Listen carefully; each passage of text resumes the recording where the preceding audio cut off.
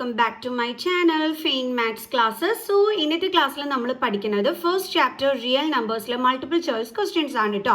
അപ്പോൾ എൻ്റെ ചാനൽ കാണുന്നവർ സബ്സ്ക്രൈബ് ചെയ്യാനും ലൈക്ക് ചെയ്യാനും കമൻറ്റ് ചെയ്യാനും മാക്സിമം ഷെയർ ചെയ്ത് സപ്പോർട്ട് ചെയ്യാനും മറന്നു പോകരുത്. സോ നമ്മുടെ ഫസ്റ്റ് ക്വസ്റ്റ്യൻ ഇതാണ്. If n is a natural number then 9 raised to 2n minus 4 raised to 2n is always divisible by. അതായത് നമ്മളെടുത്ത് പറഞ്ഞിരിക്കുന്നത് n ഇവിടുത്തെ എന്താണ് ഒരു നാച്ചുറൽ നമ്പർ ആണെന്ന് പറഞ്ഞിട്ടുണ്ട്. അപ്പം ഇതെന്ന് പറയുന്നത് എപ്പോഴും ഡിവിസിബിൾ ആയിട്ട് വരുന്നത് എന്തിലൊക്കെയാണെന്നാണ് ചോദിച്ചിരിക്കുന്നത്. Options 5, 13, both 5 and 13 and none of these. അതായത് ഒന്നുകിൽ 5-ലാകാം, ഇല്ലെങ്കിൽ 13-ലാകാം, ഇല്ലെങ്കിൽ 5-ലും 13-ലും ആകാം, ഇല്ലെങ്കിൽ ഇതിൽ ഒന്നിലും ആകാം. ഇതാണ് നമ്മുടെ ഓപ്ഷൻസ്. അപ്പോൾ ഇതെങ്ങനെയാണ് നമ്മൾ ചെയ്യേണ്ടുള്ളത് നമുക്കൊന്ന് നോക്കാം.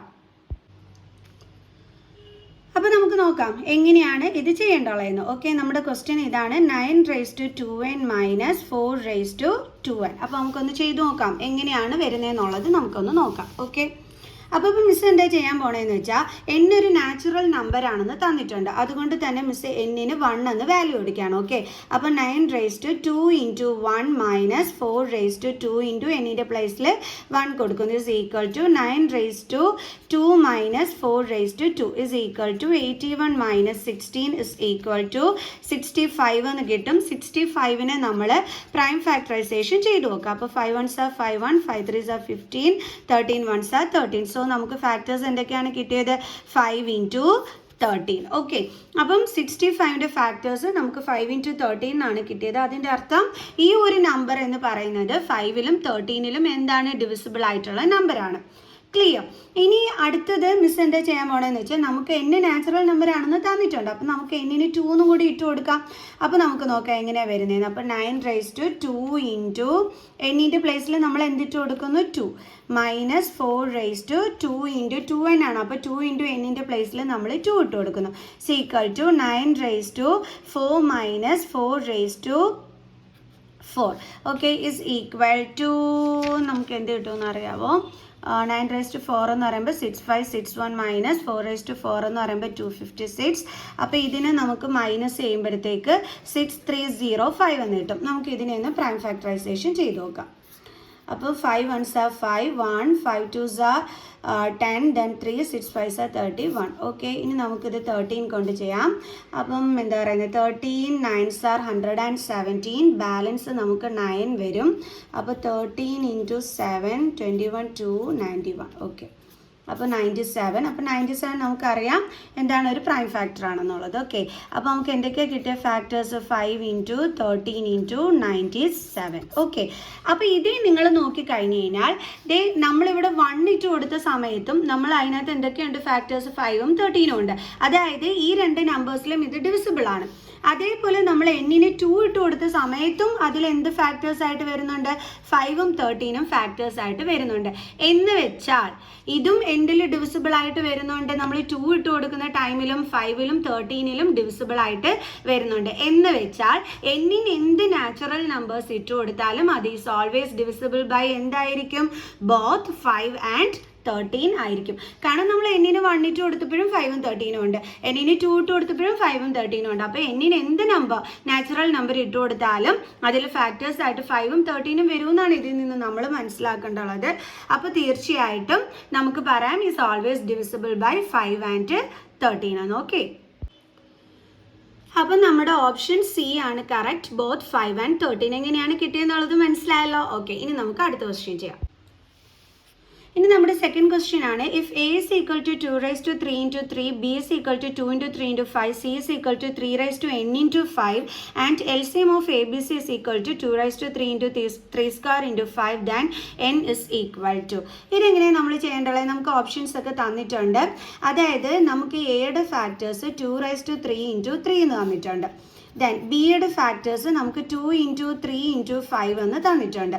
സിയുടെ ഫാക്ടേഴ്സ് നമുക്ക് 3 raised to n into 5 എന്ന് തന്നിട്ടുണ്ട്. എന്നിട്ട് ഇതിൻ്റെ മൂന്നിൻ്റെയും LCM നമുക്ക് തന്നിട്ടുണ്ട്. A B C equal to എന്താണ്? 2 raised to 3 into 3 square into 5. ഇതാണ് നമുക്ക് അവരായിട്ട് തന്നിരിക്കുന്ന LCM. ഇനി നമുക്ക് നമ്മുടെ കയ്യിലുള്ളത് വെച്ചിട്ടൊന്ന് LCM കണ്ടുപിടിച്ച് നോക്കാം. അതായത് ഇതിൻ്റെ മൂന്നിൻ്റെയും LCM നമുക്ക് എന്താണോ കിട്ടുന്നതെന്നുള്ളത് നമുക്കൊന്ന് നോക്കാം. ഓക്കെ, അപ്പോൾ LCM ഈസ് ഈക്വൽ ടു, ഇവിടെ നോക്കിയേ 2ൻ്റെ കേസ് എടുത്തു കഴിഞ്ഞാൽ നമുക്ക് എന്താണ് വരുന്നത്, 2⁻3 വേണം ചൂസ് ചെയ്യാനായിട്ട്. അതായത് നമ്മൾ എങ്ങനെ LCM കാണാൻ പഠിച്ചിട്ടുള്ളത്, ഇപ്പോൾ എന്തൊക്കെയാണോ അതിൽ ഫാക്ടേഴ്സ് ആയിട്ട് വരുന്നത് ആ ഫാക്ടറുകളുടെ ഹയസ്റ്റ് പവറിൻ്റെ പ്രോഡക്റ്റ് ആയിരിക്കും എന്തെന്ന് പറയുന്നത് LCM എന്ന് പറയുന്നത്. അപ്പോൾ ഇവിടെ ഫാക്ടേഴ്സ് ആയിട്ട് വന്നിരിക്കുന്ന നമ്പേഴ്സ് ഏതൊക്കെയാണ്, 2ഉം 3ഉം 5ഉം. അപ്പം ഈ നമ്പറുകളുടെ ഹയസ്റ്റ് പവർ വരുന്ന എന്താണ് നമ്പേഴ്സിൻ്റെ പ്രോഡക്റ്റ് ആണ് LCM. അപ്പം നമുക്ക് നോക്കാം 2ൻ്റെ ഹയസ്റ്റ് പവർ വരുന്ന നമ്പർ ഏതാണ്, 2⁻3. ഇനി നമ്മുടെ 3യുടെ ഹയസ്റ്റ് പവർ വരുന്ന നമ്പർ എന്താണ്, ഇപ്പോൾ 3 എന്ന് പറയുമ്പോൾ 3⁻1 ആണ്, ഇവിടെയും 3⁻1 ആണ്, ഇവിടെ എന്താണ് 3⁻n ആണ്. അപ്പോൾ നമ്മൾ ഇങ്ങനെ വരുമ്പം നമ്മൾ ചൂസ് ചെയ്യേണ്ടുള്ളത് എന്താണ്, 3⁻n ആണ്. ഇനി 5ൻ്റെ കേസ് എടുത്തു കഴിഞ്ഞാൽ ഹയസ്റ്റ് പവർ വരുന്നത് എന്താണ്, ഇവിടെ രണ്ടിടവും 1 തന്നെയാണ് പവർ, എങ്കിൽ നമുക്ക് ഒരു 5 മാത്രമായിട്ട് എടുത്താൽ മതി. ഓക്കെ, അപ്പോൾ നമുക്ക് ഇതാണ് നമ്മുടെ കയ്യിലുള്ളത് വെച്ചിട്ട് നമുക്ക് കിട്ടിയ LCM എന്ന് പറയുന്നത്. ക്ലിയർ? എന്നിട്ട് നമുക്ക് ക്വസ്റ്റ്യനിൽ തന്നിരിക്കുന്നത് എന്താണ്, ഇതിൻ്റെ 3ൻ്റെയും LCM ആയിട്ട് ഇതായിരിക്കും കിട്ടുന്നതെന്നാണ് പറഞ്ഞിരിക്കുന്നത്. എന്ന് വെച്ചാൽ ഇതിൻ്റെ LCM തന്നെയാണ് ഈ തന്നിരിക്കുന്നത്, അതേപോലെ നമ്മൾ കണ്ടുപിടിച്ചിരിക്കുന്നതും എന്ത് തന്നെയാണ്, ഇതിൻ്റെ തന്നെ LCM ആണ്. അപ്പോൾ ഇത് രണ്ടും എന്താണ് ശരിക്കും പറഞ്ഞാൽ ഈക്വൽ അല്ലേ. സോ അപ്പോൾ നമുക്ക് എങ്ങനെ എഴുതാം, 2⁻3 × 3⁻n × 5 is equal to, ഇത് രണ്ടും ഈക്വൽ ആണല്ലോ. അപ്പോൾ അങ്ങനെയാണ് നമ്മൾ എടുത്ത് എഴുതുന്നത് കേട്ടോ, 2⁻3 × 3² × 5. ഇനി നമ്മൾ ഈ രണ്ട് സൈഡും തമ്മിൽ കമ്പയർ ചെയ്യുകയാണെന്നുണ്ടെങ്കിൽ ഇപ്പോൾ ഇവിടെ ഈക്വൽ സൈൻ കിടപ്പുണ്ടല്ലോ, അപ്പോൾ നമുക്ക് പറയാമല്ലോ 3⁻n എന്തിന് ഈക്വൽ ആയിരിക്കും, 3² ഈക്വൽ ആയിരിക്കണം, ഈക്വൽ സൈൻ കിടപ്പുണ്ട്. ഓക്കെ, ഇനി നമ്മൾ പഠിച്ചിട്ടുണ്ട് സെയിം ബേസ് ആണ് വരുന്നതെങ്കിൽ അതിൻ്റെ എക്സ്പോണൻറ്റുകളും എന്തായിരിക്കും, ഈക്വൽ ആയിരിക്കും. അപ്പോൾ n is equal to നമുക്ക് എന്താണെന്ന് എഴുതാം, 2. അതായത് നമ്മുടെ ഓപ്ഷൻ ഈ 2B ആണ് കറക്റ്റ്. ക്ലിയർ? എങ്ങനെയാണെന്ന് മനസ്സിലായല്ലോ. നമ്മൾ ഈ രണ്ട് സൈഡും തമ്മിൽ കമ്പയർ ചെയ്യുന്ന ടൈമിൽ 3⁻n എന്തിന് ഈക്വൽ ആയിരിക്കും, ഇവിടുത്തെ 3² ഈക്വൽ ആയിരിക്കും. അപ്പോൾ നമ്മൾ പഠിച്ചിട്ടുണ്ട് സെയിം ബേസ് ആണെങ്കിൽ പവറുകൾ ഈക്വൽ ആയിരിക്കും. അപ്പോൾ നമുക്ക് എന്ത് കിട്ടി, n-ൻ്റെ വാല്യൂ 2 എന്ന് കിട്ടി. ഇനി നമുക്ക് നെക്സ്റ്റ് ക്വസ്റ്റ്യൻ ചെയ്യാം. ഇനി നമ്മുടെ അടുത്ത question, LCM and HCF of 2 rational numbers are equal then the numbers must be. അതായത് രണ്ട് റാഷണൽ നമ്പേഴ്സിൻ്റെ LCMഉം HCFഉം ഈക്വൽ ആവണമെന്നുണ്ടെങ്കിൽ അതിൻ്റെ നമ്പേഴ്സും എന്തായിരിക്കണം, ഈക്വൽ ആയിരിക്കണം. ഓക്കെ, ഓപ്ഷൻ ഡി ആണ് കറക്റ്റ്. അതെങ്ങനെയാണ് മിസ്സിന് അങ്ങനെ കിട്ടിയത്, ഇപ്പം നമ്മൾ നമ്പേഴ്സ് ഈക്വൽ ആയിരിക്കണമെന്നാണ് മിസ് പറഞ്ഞത്, എന്നാലേ നമുക്ക് LCMഉം HCFഉം രണ്ട് റാഷണൽ നമ്പേഴ്സിൻ്റെ ഈക്വൽ ആയിട്ട് വരുള്ളൂ എന്നാണ് ഇവിടെ നമ്മൾ തിരഞ്ഞെടുത്തത് വെച്ചിട്ട് വരുന്നത്. ഓക്കെ, അപ്പം മിസ് ഒരു കാര്യം ചെയ്യാം, രണ്ട് നമ്പേഴ്സും മിസ് 4ഉം 4ഉം ആയിട്ട് ചൂസ് ചെയ്തു. അപ്പം 2 × 2 ആണ് ഫാക്ടേഴ്സ്, ഇവിടെയും 2 × 2 ആണ് ഫാക്ടേഴ്സ്. അപ്പോൾ ഇതിൻ്റെ LCM എന്തായിരിക്കും, 4. ഇതിൻ്റെ HCFഉം എന്തായിരിക്കും, HCF is equal to, അതായത് ഇതേ ഇവിടുന്ന് കോമൺ ഫാക്ടർ 2 ആണ്, ഇൻറ്റു ഇവിടുന്ന് നമ്മൾ എടുക്കുകയാണെന്നുണ്ടെങ്കിൽ എന്താണ്, 2 ആണ്. അപ്പോൾ HCF 4 ആണ് വന്നത്. ഇനി നമ്മൾ ഇപ്പം രണ്ട് നമ്പേഴ്സും 6 ആയിട്ട് എടുത്തു എന്ന് വിചാരിച്ചോ. ഓക്കെ, അപ്പോൾ 6ൻ്റെ ഫാക്ടർ എന്താണ്, 2 × 3. ഇവിടെയും നമ്മൾ 2 × 3. സോ LCM കാണാൻ പറഞ്ഞാൽ നമുക്ക് എന്തായിരിക്കും കിട്ടുന്നത്, 2 × 3 is equal to 6.